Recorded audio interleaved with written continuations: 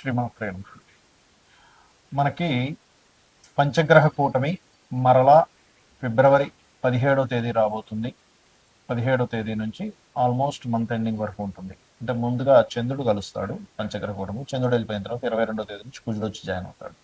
ఇప్పుడు మధ్యలో 1-2 days gap ఇచ్చి మొత్తం మీద ఒక దాదాపుగా మీకు ఒక 12-13 రోజులు పంచగ్రహ కూటమి ఉంటుంది. దీని వలన మీకు కలిగేటువంటి ఫలితాలు ఏమిటి, ఏ విషయాల పట్ల మీరు జాగ్రత్తగా ఉండాలి.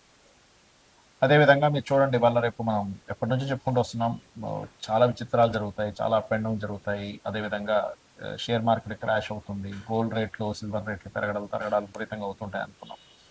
మరి ఇందులో ఇన్వెస్ట్మెంట్స్ చేసే వాళ్ళ పరిస్థితి కూడా ఏంటి, దానికి కూడా అసలు ఎటువంటి జాగ్రత్తలు తీసుకోవాలి అనేటువంటి విషయాలు కూడా తెలుసుకుందాం. అయితే ఈ యొక్క అంశాలు చెప్తుంది నేనైనప్పటికీ చెప్పిస్తుంది సాక్షాత్ లలితామ్మవారిగా భావిస్తూ ఒక్కొక్కటిగా మనం తెలుసుకుందాం. మీనం వారి కనుక చూసుకున్నట్లయితే ప్రస్తుతం మీకు పంచగ్రహ కూటమి ప్లస్ గ్రహణము 12వ స్థానంలో పడుతుంది.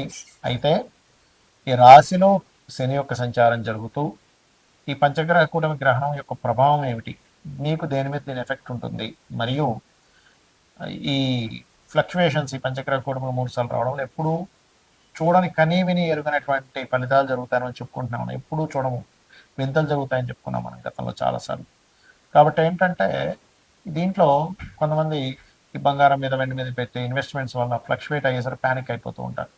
మరి మీరు ఏం చూసుకోవాలి, ఏం చేయాలి, ఎటువంటి దేవత ఆరాధన చేసుకుంటే బాగుంటుంది అనేటువంటి అంశాలు చెప్తుంది నేనైనప్పటికీ చెప్పిస్తుంది సాక్షాత్ లలిత అమ్మవారిగా భావిస్తూ ఆ లలితాంబిక అమ్మవారి యొక్క అనుగ్రహం పరిపూర్ణంగా కలగాలని స్ఫూర్తి కోరుకుంటూ ఇక్కడ మీరు గమనించినట్లయితే 12వ స్థానంలో జరుగుతుంది మీకు. అంటే మీరు ఇన్వెస్ట్మెంట్స్ చేసేటువంటి విషయాల పట్ల కాస్త జాగ్రత్తగా ఉండాలి.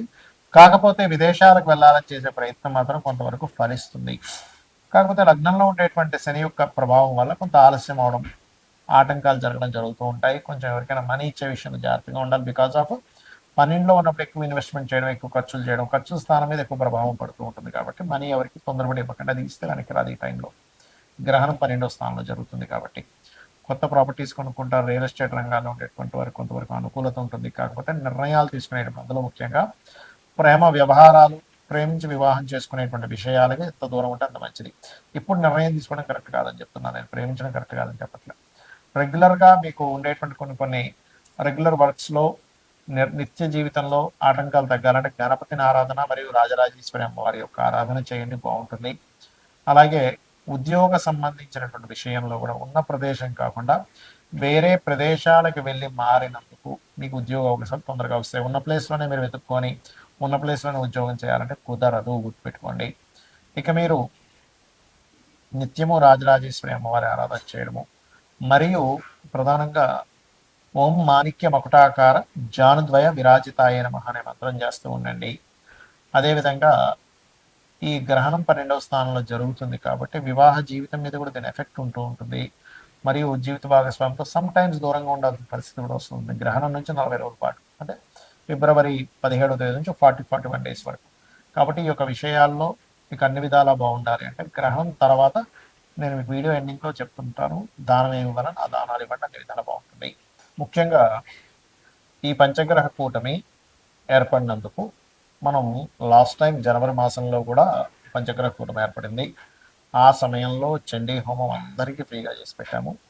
అప్పుడే మనం అనౌన్స్మెంట్ చేసాం నెక్స్ట్ మంత్ క్షేత్రంలో జరుగుతుందని. కామాఖ్య శక్తిపీఠంలో ఈసారి 17, 18, 19 తేదీల్లో 17వ తేదీ గణపతి మరియు లలిత హోమము, 18వ తేదీ నవగ్రహ హోమము, 19వ తేదీ చండీ హోమం జరుగుతుంది.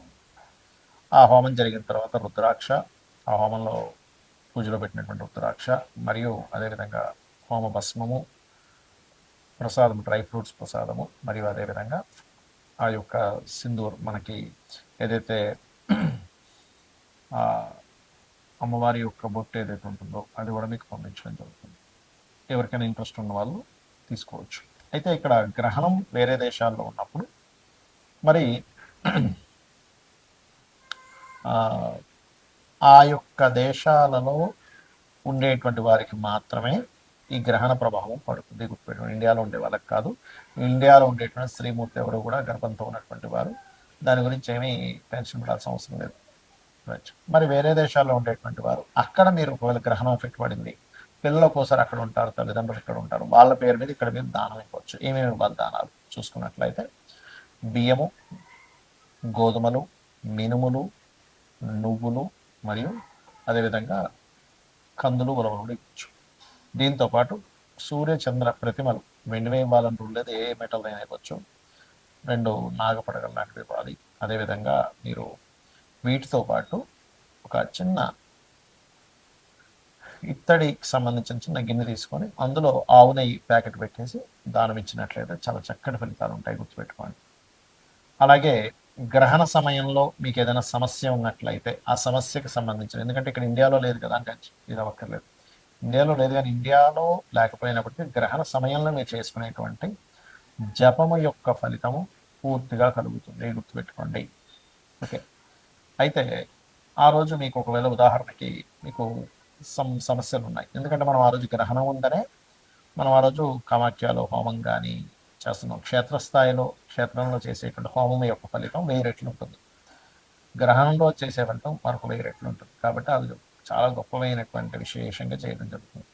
సరే, మీ మటుకు మీరు ఏదైనా మంత్రం చేసుకోవాలి, మీ ఇష్టదైవ మంత్రం చేసుకోవచ్చు, మీ గురువుల దగ్గర పొందిన మంత్రాన్ని మీరు చేసుకోవచ్చు చక్కగా, అందులో ఎటువంటి సందేహం లేదు. అలాగే ఇక్కడ మీరు ఏదైతే లలిత అమ్మవారికి సంబంధించిన అనుకుంటారు, లలిత సహస్రనామాలు, విష్ణు సహస్రనామాలు, శివ సహస్రనామాలు కూడా చేసుకోవచ్చు. దీంతోపాటు ఫైనాన్షియల్ ఇబ్బంది పడుతున్నటువంటి వారు ఓం సంపత్కరి సమారూఢ సింధుర వ్రత సేవితాయ నమః అని చేసుకోవచ్చు. అప్పులకి ఇబ్బంది పడుతుండేటువంటి వారు ఓం అపర్ణాయ నమః అని చేసుకోవచ్చు. ఇక ఫ్లక్చువేషన్స్ అవుతున్నాయని మనం చెప్పుకున్నాం ఈ పంచగ్రహ కూటముల వల్ల, గురువు అత్యాచారం వల్ల, గురువు మిథున రాశిలో ఉండడం వల్ల షేర్ మార్కెట్ కానీ బంగారు సిల్వర్ రేట్స్ కానీ మనం చెప్పుకున్నాం, ఆల్రెడీ విపరీతంగా పెరుగుతాయని చెప్పుకున్నాము, కొంత ఇబ్బంది వస్తుందని చెప్పుకున్నాం. మరి మీరు ఇబ్బంది పడకుండా ఉండాలంటే ఏం చేయాలి? ఏ రాశి వారైనా ఏ లగ్నం వాళ్ళైనా ముందుగా ధనాధిపతి, మీ లగ్నం నుంచి ధనాధిపతి ఎవరో తెలుసుకోండి, మీకు ధనాన్ని ఇచ్చే కారకుడు ఎవరో తెలుసుకోండి, ఆ అధిష్టాన దేవత ఆరాధన చేసుకోండి. ప్రతి లగ్నానికి ధనాధిపతి ఉంటాడు. అలాగే పంచమాధిపతి నిర్ణయం తీసుకునేటువంటి కారకుడు. ప్రజెంట్ పంచమ స్థానంలో కేతు ఉన్నాడు, ఇప్పుడు న్యాచురల్ పంచమ స్థానంలో. అందరూ గణపతిని ధ్యానం చేయడం వల్ల మీరు ఎటువంటి రాంగ్ డెసిషన్స్ తీసుకోకుండా ఉంటారు. అలాగే మీ లగ్నం నుంచి పంచమాధిపతిని చేయడం వల్ల మీరు రైట్ టైంలో రైట్ డెసిషన్ తీసుకోవడం జరుగుతుంది. అలాగే ఇక్కడ మరొక విషయం ఏంటంటే లాభాధిపతి, వ్యయాధిపతి అంటే ఇన్వెస్ట్మెంట్స్ కారకుడు ఎవరైతే ఉన్నారో, అంటే 12వ స్థానాధిపతి ఎవరో తెలుసుకొని దానికి సంబంధించిన దానము చేయాలి. లాభాధిపతిని చేయడం వల్ల ఏమవుతుందంటే సక్సెస్ రేట్ అనేది పెరుగుతుంది. ఇప్పుడు చూడండి, చాలా మంది ఫలానా తక్కువ ఉన్నప్పుడు కొన్నామండి, పెరిగినప్పుడు భలే లాభాలు వచ్చాను ఆనందపడ్డ వాళ్ళు ఉన్నారు సొసైటీలో. ఇప్పుడు అయ్యో అనవసరంగా ఎక్కువ ఉన్నప్పుడు కొని ఇప్పుడు తగ్గాయని చెప్పి బాధపడ్డ వాళ్ళు ఉన్నారు. 2 రకాలుగా ఉంది ఇప్పుడు ప్రస్తుత పరిస్థితి. కానీ మీరు ఎక్కడా కూడా ఎక్కువగా ఉండి కొన్నప్పుడు తగ్గిపోయి ఇబ్బంది పడకుండా ఉండాలంటే ఈ నలుగురు, అంటే ధనాధిపతి, పంచమాధిపతి ఆలోచనాకారకుడు, లాభాధిపతి, వ్యయాధిపతి, మీ లగ్నం నుంచి ఎవరు ఏ ఫలితాలు ఇస్తున్నారో తెలుసుకొని దానికి సంబంధించిన దానము మంత్రము చేయడం ద్వారా అనవసరంగా మీరు రాంగ్ ఇన్వెస్ట్మెంట్ చేసి ఇబ్బంది పడకుండా ఉండగలుగుతారు, గుర్తుపెట్టుకోండి. అలాగే ఈ యొక్క బంగారం సిల్వర్ యొక్క రేట్లు ఈ ఒక్కరోజు కాదు, గుర్తుపెట్టుకోండి. ఇది ఒక 1.5 year వరకు ఫ్లక్చువేషన్స్ జరుగుతూనే ఉంటాయి, విపరీతంగా పెరుగుతూ ఉంటుంది, విపరీతంగా తగ్గుతూ ఉంటుంది. కాబట్టి don't worry, long term investment చేసే వాళ్ళకి ఇబ్బంది ఏమీ ఉండదు, గుర్తుపెట్టుకోండి. శ్రీమాత్రే నమః.